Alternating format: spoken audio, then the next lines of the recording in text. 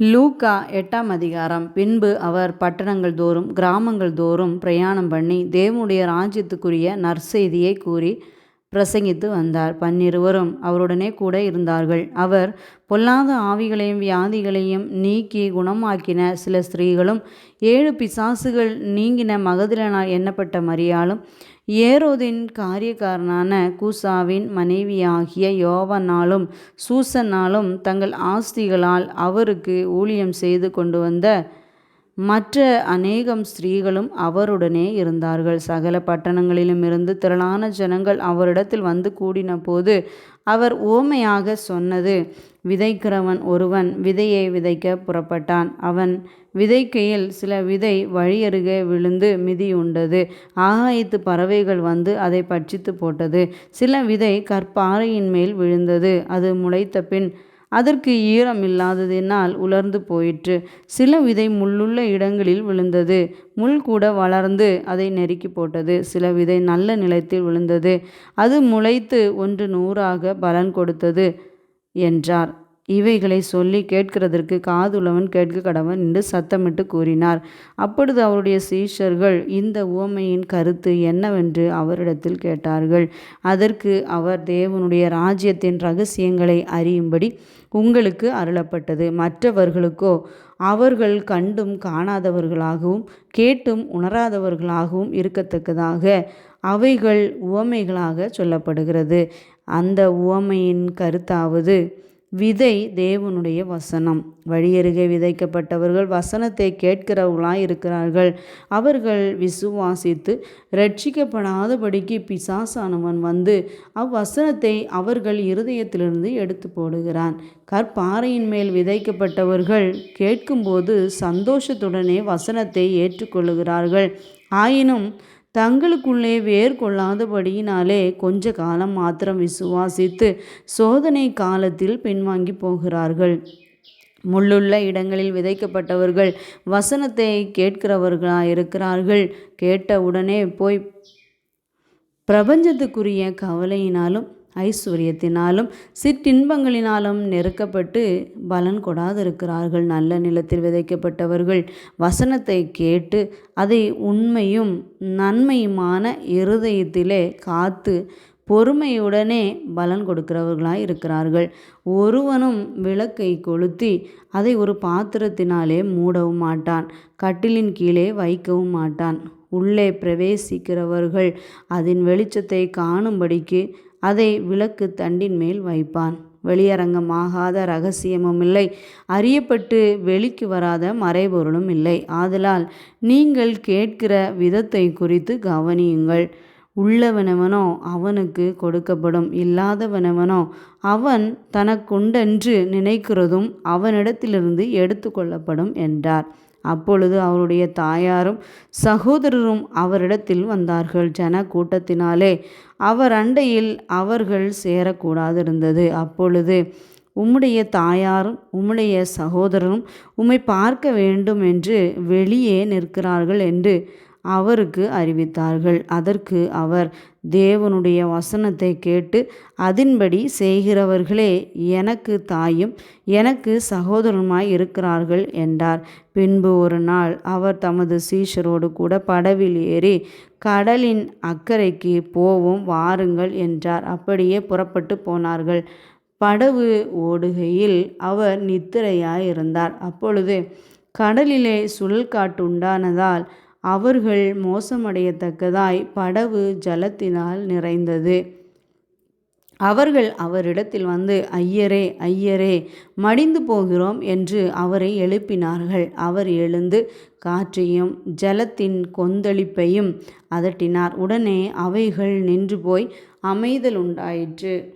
அவர் அவர்களை நோக்கி, உங்கள் விசுவாசம் எங்கே என்றார். அவர்கள் பயந்து ஆச்சரியப்பட்டு, இவர் யாரோ காற்றுக்கும் ஜலத்துக்கும் கட்டளையிடுகிறார், அவைகளும் இவருக்கு கீழ்ப்படுகிறதே என்று ஒருவரோடொருவர் சொல்லிக் கொண்டார்கள். பின்பு கலிலியாவுக்கு எதிரான கதரேனருடைய நாட்டில் சேர்ந்தார்கள். அவர் கரையிலிருந்து இறங்கின போது நெடுநாளாய் பிசாசுகள் பிடித்தவனும் வஸ்திரம் தெரியாதவனும் வீட்டில் தங்காமல் பிரேத கல்லறைகளிலே தங்கினவனுமாயிருந்த அந்த பட்டணத்து மனுஷன் ஒருவன் அவருக்கு எதிராக வந்தான். அவன் இயேசுவை கண்டபோது கூக்குரலிட்டு அவருக்கு முன்பாக விழுந்து, இயேசுவே, உன்னதமான தேவனுடைய குமாரனே, எனக்கும் உமக்கும் என்ன? என்னை வேதனைப்படுத்தாதபடிக்கு உம்மை வேண்டிக் கொள்ளுகிறேன் என்று மகா சத்தத்தோடே சொன்னான். அந்த அசுத்த ஆவி அவனை விட்டு போகும்படி இயேசு கட்டளையிட்டபடியினாலே அப்படி சொன்னான். அந்த அசுத்த ஆவி வெகு காலமாய் அவனை பிடித்திருந்தது. அவன் சங்கிலிகளினாலும் விலங்குகளினாலும் கட்டுண்டு காவல் பண்ணப்பட்டிருந்தும் கட்டுகளை முறித்து போட்டு பிசாசினால் வனாந்தரங்களுக்கு துரத்தப்பட்டிருந்தான். இயேசு அவனை நோக்கி, உன் பேர் என்னவென்று கேட்டார். அதற்கு அவன் லேகியோன் என்றான். அநேகம் பிசாசுகள் அவனுக்குள் புகுந்திருந்தபடியால் அந்த பேரை சொன்னான். தங்களை பாதாளத்திலே போக கட்டளையிடாதபடிக்கு அவைகள் அவரை வேண்டிக் கொண்டன. அவ்விடத்தில் அநேகம் பன்றிகள் கூட்டமாய் மலையிலே மேய்ந்து கொண்டிருந்தது. அந்த பன்றிகளுக்குள் போகும்படி தங்களுக்கு உத்தரவு கொடுக்க வேண்டும் என்று அவரை வேண்டிக் கொண்டன. அவைகளுக்கு உத்தரவு கொடுத்தார். அப்படியே பிசாசுகள் அந்த மனுஷனை விட்டு நீங்கி பன்றிகளுக்குள் புகுந்தன. அப்பொழுது அந்த பன்றி கூட்டம் உயர்ந்த மேட்டிலிருந்து கடலிலே பாய்ந்து அமிழ்ந்து மாண்டது. அவைகளை மேய்த்தவர்கள் சம்பவித்ததை கண்டு ஓடிப்போய் பட்டணத்திலும் சுற்றுப்புறங்களிலும் அறிவித்தார்கள். அப்பொழுது சம்பவித்ததை பார்க்கும்படி ஜனங்கள் புறப்பட்டு இயேசுவினிடத்தில் வந்து, பிசாசுகள் விட்டு போன மனுஷன் வஸ்திரம் தரித்து இயேசுவின் பாதத்தருகே உட்கார்ந்து புத்தி தெளிந்திருக்கிறதை கண்டு பயந்தார்கள். பிசாசுகள் பிடித்திருந்தவன் சொஸ்தமாக்கப்பட்டதை கண்டவர்களும் அதை அவர்களுக்கு அறிவித்தார்கள். அப்பொழுது கதரேனருடைய சுற்றுப்புறத்திலுள்ள திரளான ஜனங்கள் எல்லாரும் மிகவும் பயமடைந்தபடியினாலே தங்களை விட்டு போகும்படி அவரை வேண்டிக் கொண்டார்கள். அந்தபடி அவர் படவில் ஏறி திரும்பி போனார். பிசாசுகள் நீங்கின மனுஷன் அவரோட கூட இருக்கும்படி உத்தரவு கேட்டான். இயேசு அவனை நோக்கி, நீ உன் வீட்டுக்கு திரும்பி போய் தேவன் உனக்கு செய்தவைகளை எல்லாம் அறிவி என்று சொல்லி அவனை அனுப்பிவிட்டார். அந்தபடி அவன் போய் இயேசு தனக்கு செய்தவைகளை எல்லாம் பட்டணத்தில் எங்கும் பிரசித்தப்படுத்தினான். இயேசு திரும்பி வந்தபோது ஜனங்கள் எல்லாரும் அவருக்காக காத்திருந்தபடியால் அவரை சந்தோஷமாய் ஏற்றுக்கொண்டார்கள். அப்பொழுது ஜெபாலய தலைவனாகிய யவீரு என்னும் பேருள்ள ஒருவன் வந்து இயேசுவின் பாதத்தில் விழுந்து 12 வயதுள்ள தன்னுடைய ஒரே குமாரத்தி மரண அவஸ்தையாயிருந்தபடியால் தன் வீட்டிற்கு வரும்படி அவரை வேண்டிக் கொண்டான். அவர் போகையில் திரளான ஜனங்கள் அவரை நெருக்கினார்கள். அப்பொழுது 12 வருஷமாய் பெரும்பாடுள்ளவளாயிருந்து தன் ஆஸ்திகளை எல்லாம் வைத்தியர்களுக்கு செலவழித்தும் ஒருவனாலும் சொஸ்தமாக்கப்படாதிருந்த ஒரு ஸ்திரீ அவருக்கு பின்னாக வந்து அவருடைய வஸ்திரத்தின் ஓரத்தை தொட்டாள்.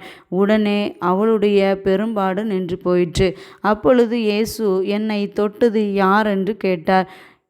எங்களுக்கு தெரியாதென்று எல்லாரும் சொன்னபோது பேதுருவும் அவனுடனே கூட இருந்தவர்களும், ஐயரே, திரளான ஜனங்கள் உம்மை சூழ்ந்து நெருக்கி கொண்டு இருக்கிறார்களே, என்னை தொட்டது யாரென்று எப்படி கேட்கிறீர் என்றார்கள்.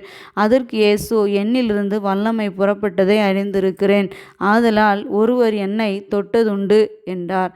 அப்பொழுது அந்த ஸ்திரீ தான் மறைந்திருக்கவில்லை என்று கண்டு நடுங்கி வந்து அவர் முன்பாக விழுந்து தான் அவரை தொட்ட காரணத்தையும் உடனே தான் சொஸ்தமானதையும் எல்லா ஜனங்களுக்கு முன்பாக அவருக்கு அறிவித்தாள். அவர் அவளை பார்த்து, மகளே, திடன்கொள், உன் விசுவாசம் உன்னை ரட்சித்தது, சமாதானத்தோடே போ என்றார். அவர் இப்படி பேசி கொண்டிருக்கையில் ஜெபாலய தலைவனுடைய வீட்டிலிருந்து ஒருவன் வந்து அவனை நோக்கி, உம்முடைய குமாரத்தி மரித்து போனாள், போதகரை வருத்தப்படுத்த வேண்டாம் என்றான். இயேசு அதை கேட்டு, பயப்படாதே, விசுவாசம் உள்ளவனாயிரு, அப்பொழுது அவள் ரட்சிக்கப்படுவாள் என்றார். அவர் வீட்டில் வந்தபோது பேதுருவையும் யாக்கோபையும் யோவானையும் பெண்ணின் தகப்பனையும் தாயையும் தவிர வேறொருவரையும் உள்ளே வர ஒட்டாமல் எல்லாரும் அழுது அவளை குறித்து துக்கம் கொண்டாடுகிறதை கண்டு, அழாதேயுங்கள், அவள் மரித்து போகவில்லை, நித்திரையாயிருக்கிறாள் என்றார். அவள் மரித்து போனாள் என்று அவர்கள் அறிந்ததினால் அவரை பார்த்து நகைத்தார்கள். எல்லாரையும் அவர் வெளியே போக பண்ணி அவளுடைய கையை பிடித்து, பிள்ளையே எழுந்திரு என்றார். அப்பொழுது அவள் உயிர் திரும்ப வந்தது. உடனே அவள் எழுந்திருந்தாள். அவளுக்கு ஆகாரம் கொடுக்க கட்டளையிட்டார். அவள் தாய் தகப்பன்மார் ஆச்சரியப்பட்டார்கள். அப்பொழுது நடந்ததை ஒருவருக்கும் சொல்லாமல் இருக்கும்படி அவர்களுக்கு கட்டளையிட்டார்.